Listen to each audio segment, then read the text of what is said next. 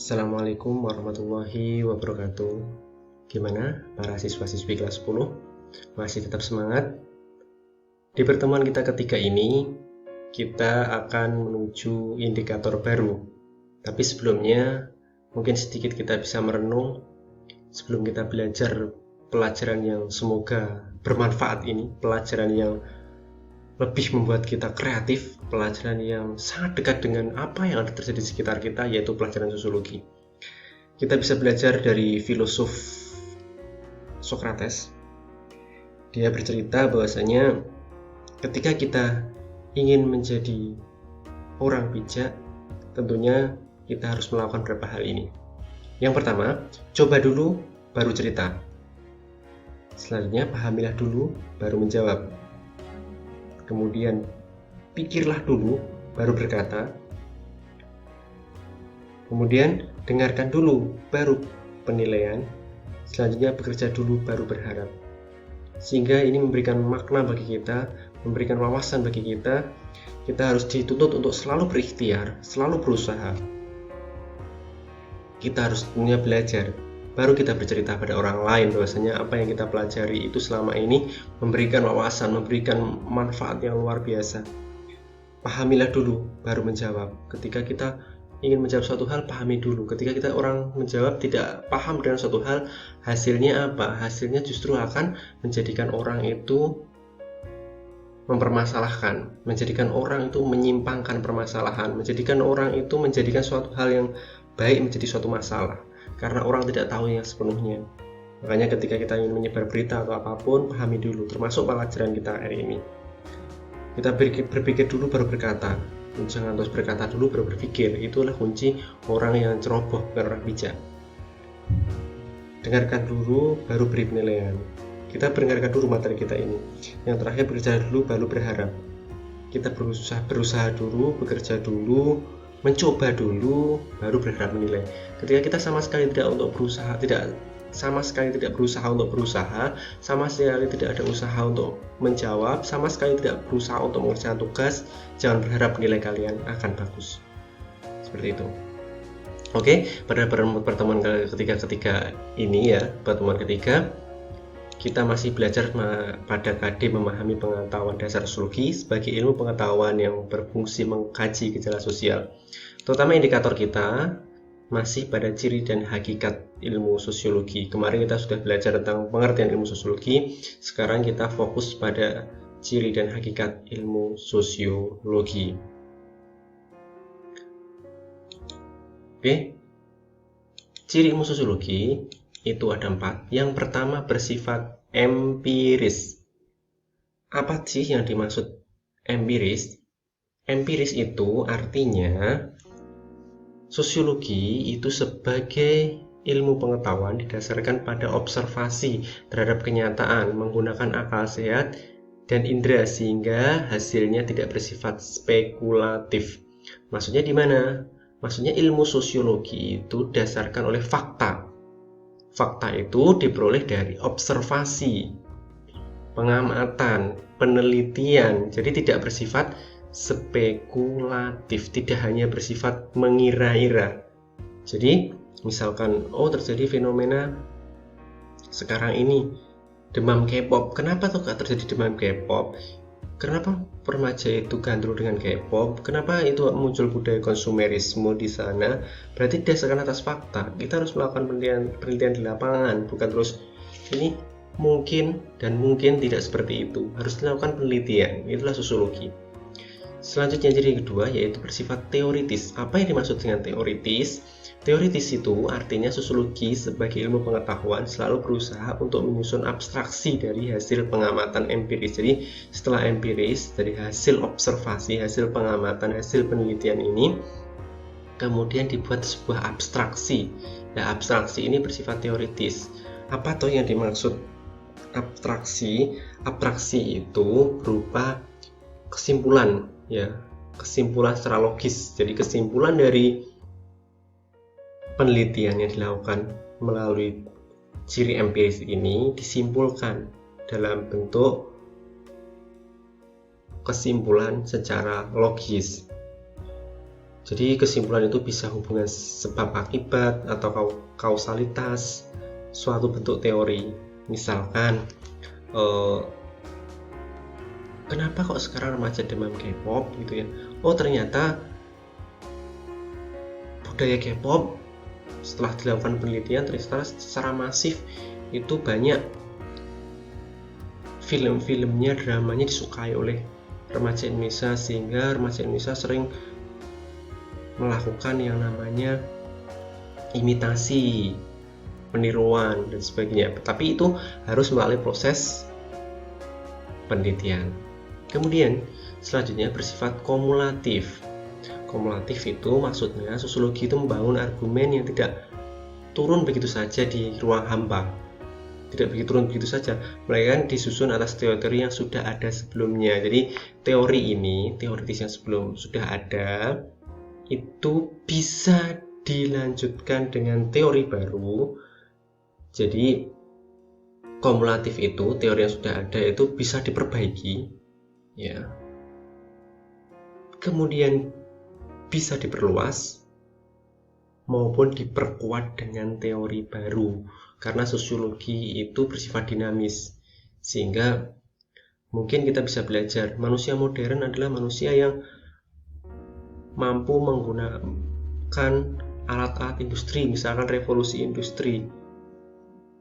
Itu kan teori zaman dulu ya. Jadi perkembangan masyarakat itu dari zaman tradisional, kemudian media menengah sampai masyarakat modern. Tapi faktanya sekarang muncul yang namanya masyarakat postmodern. Dan teori-teori itulah yang sebagai penguat, ya, sebagai melanjut dari teori yang sudah lama. Itulah ciri sosiologi yang ketiga.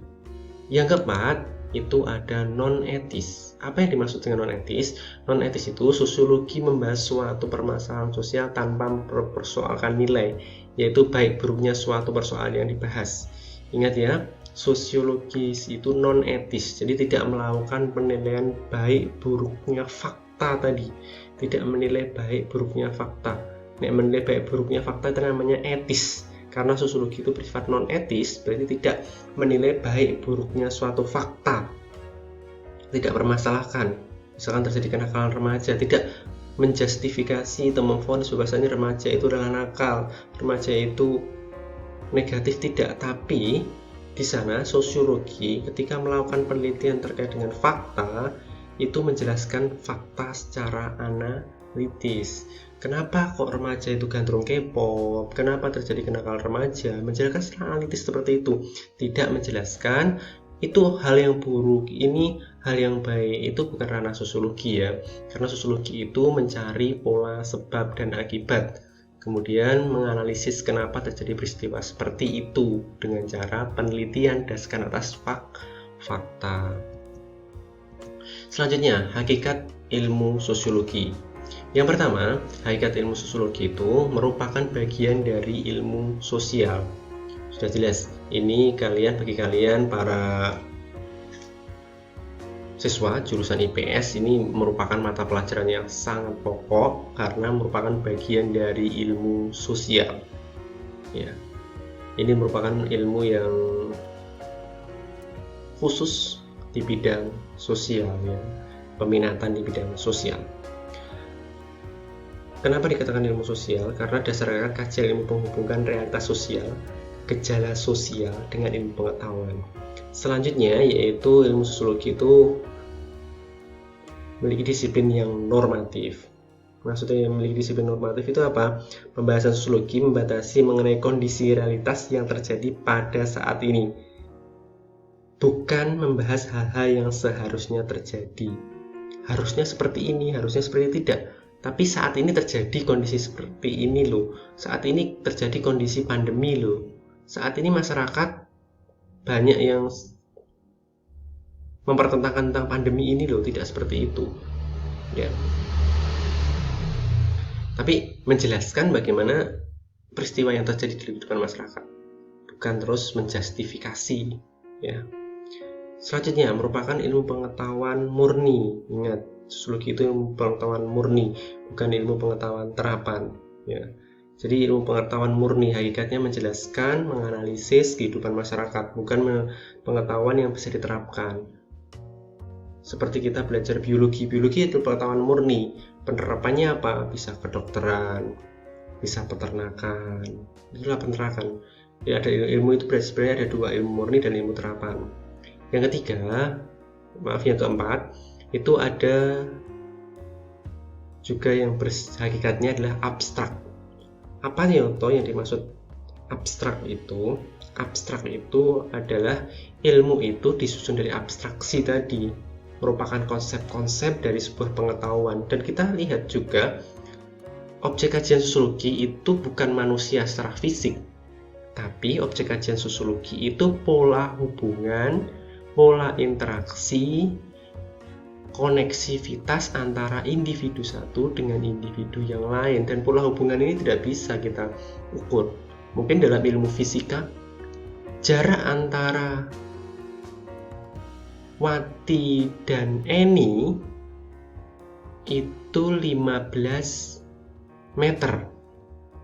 Itu berarti dekat sekali ya jaraknya. Misalnya jarak rumah Wati dan Eni 15 meter itu berarti sudah jelas dekat sekali. Tapi dalam konsep sosiologi belum tentu jarak Wati dan Eni itu sangat dekat. Mungkin karena dia kurang begitu akrab, Wati memiliki teman dekat yang mungkin berbeda kota. Tapi Eni yang 15 meter tadi jaraknya belum tentu dekat dengan Wati. Itulah yang namanya konsepnya abstrak. Sehingga sosiologi itu mungkin bisa kita analogikan ilmu yang tidak terlihat. Mungkin yang dipelajari adalah manusia, tapi bukan manusia secara fisik. Manusia secara fisik adalah biologis, ya, tapi secara abstrak. Selanjutnya, menghasilkan definisi dan pola umum. Maksudnya, definisi dan pola umum itu adalah dikarenakan sosiologi meneliti peraturan-peraturan dasar yang terbentuk berdasarkan pola interaksi antara individu dalam masyarakat. Ya, jadi pola umum, definisi, penjelasan, dan pola umum yang terjadi pada kehidupan masyarakat, terutama pola-pola dalam kehidupan individu, pola interaksi antara individu dengan individu dengan kelompok maupun kelompok dengan kelompok, pola kehidupan masyarakat, yang dimana di sana dalam hal lembaga sosial, kelompok sosialnya, itulah yang kita bahas. Bahkan itu mencakup struktur maupun sistem sosial. Itu yang dilihat, definisinya dan polanya bersifat umum. Selanjutnya, merupakan ilmu pengetahuan yang empiris dan rasional. Hakikat empiris dan rasional ini berkaitan dengan metode yang digunakan dalam kajian ilmu sosiologi. Tadi kita sudah jelaskan bersifat empiris, dasarkan atas fakta, ya, realita, dan pola pikirnya bisa didasarkan pada rasio, hakikat pola pikir manusia, rasional, ya. Jadi tidak hanya spekulasi mengada-ada dan mungkin bisa dikatakan sebagai ilmu gaib, ya. Karena sosiologi itu didasarkan pada penelitian berdasarkan fakta. Ketika ada orang itu interaksi, ya minimal 2 orang. Itulah sosiologi. Ketika interaksi hanya terjadi pada 1 orang, itu bukan lagi kajian sosiologi, tapi kajian ilmu kebatinan mungkin, ya. Jadi bukan ilmu sosiologi. Selanjutnya, sosiologi sebagai ilmu pengetahuan. Jadi bisa kita simpulkan sosiologi sebagai ilmu pengetahuan itu karena apa? Yang pertama, pengetahuan dapat dibuktikan tadi karena berdasarkan fakta. Yang kedua, materi disusun secara sistematis. Ada tahapan-tahapan yang harus dilalui berdasarkan fakta dan pemikiran, ya. Yang terakhir, dapat diuji kebenarannya karena memang didasarkan atas fakta.